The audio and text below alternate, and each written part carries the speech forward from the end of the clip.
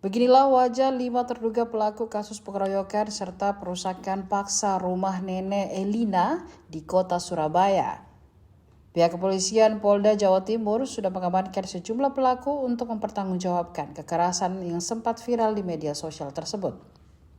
Mereka tampak tertunduk lesu saat digiring oleh tim kepolisian Polda Jawa Timur.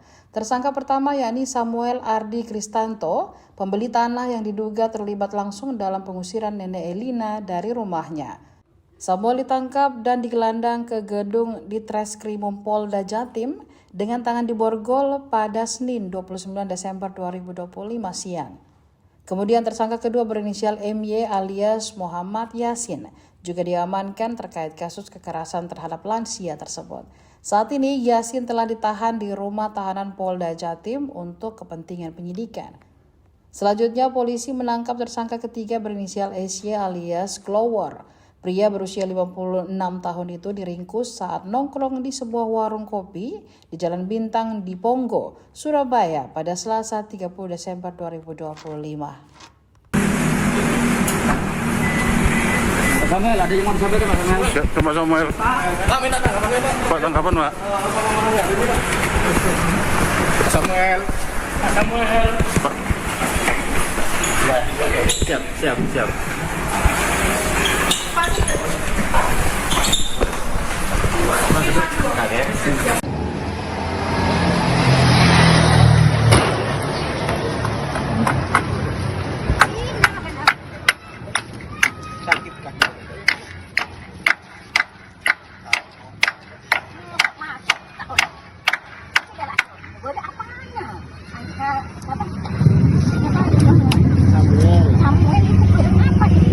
Ini dulu.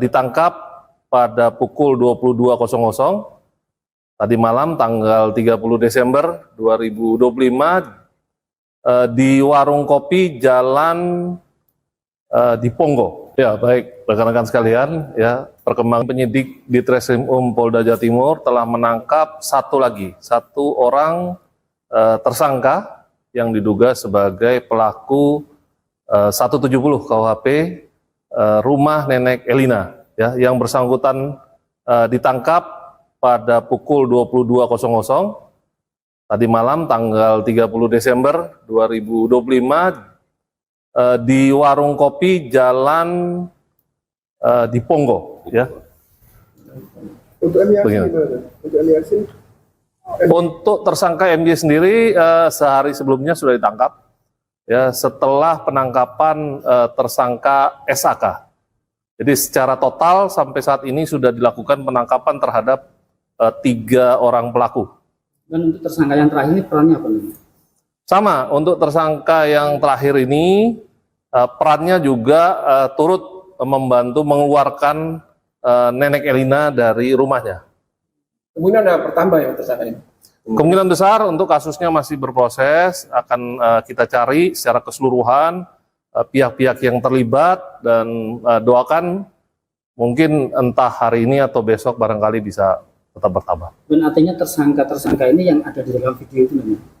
Betul, kurang lebih berdasarkan alat bukti rekaman video, nanti kita akan telusuri terkait dari peran para tersangka.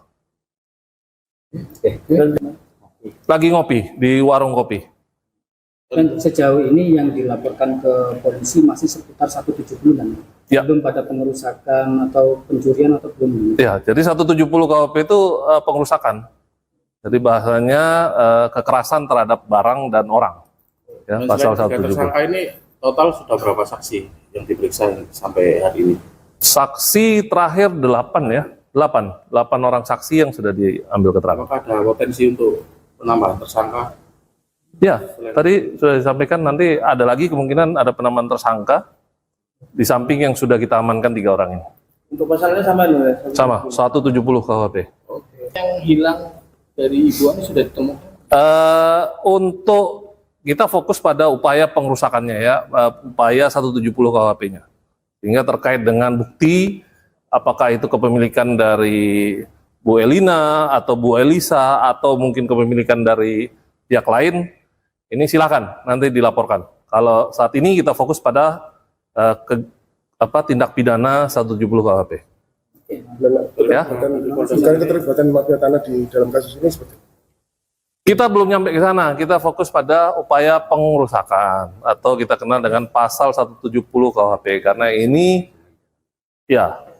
saat ini kita masih fokus upaya mendalami tindak pidana 170 KUHP dan nanti kita akan dalami juga terkait kepemilikan dari Nenek Elina ataupun pihak lain yang merasa memiliki.